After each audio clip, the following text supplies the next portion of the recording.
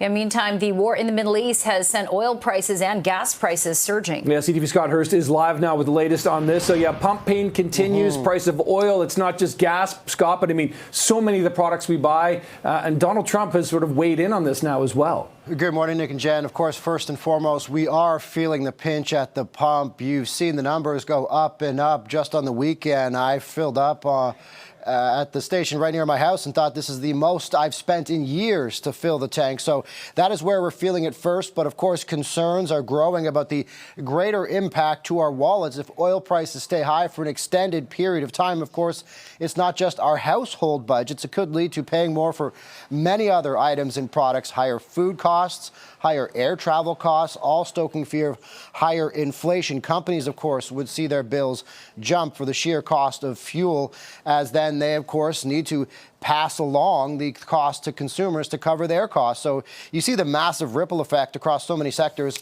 across so many economies, and the wild swings we're seeing sometimes hour by hour in the global markets. Just yesterday, going from steep early losses to end the day with gains, finishing in positive territory on the sheer hope and signals from the U.S. president that the war with Iran may not last very long. Here's more from the U.S. president on what he said to somewhat calm markets for at least the time being. We're also focused on keeping energy and oil flowing to the world, and I will not allow a terrorist regime to hold the world hostage and attempt to stop the globe's oil supply. And if Iran does anything to do that, they'll get hit at a much, much harder level.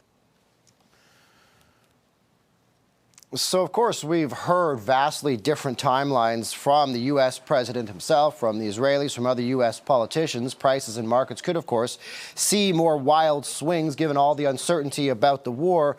Concerns are really focused on the Strait of Hormuz. You've likely heard a lot about that all of a sudden. It's the narrow waterway off Iran's coast where a fifth of the world's oil passes through. Roughly 13 million barrels pass through the waterway in 2025. And the U.S. president has also pledged more aggressive action against Iran if it continues to block shipment of oil through that narrow passageway. So we'll likely continue to see some potentially wild swings in the markets, but also more price increases, not just on oil, but many other products if this continues for several days, weeks, and or months, as there's no specific timeline on when this war could end, guys, of course.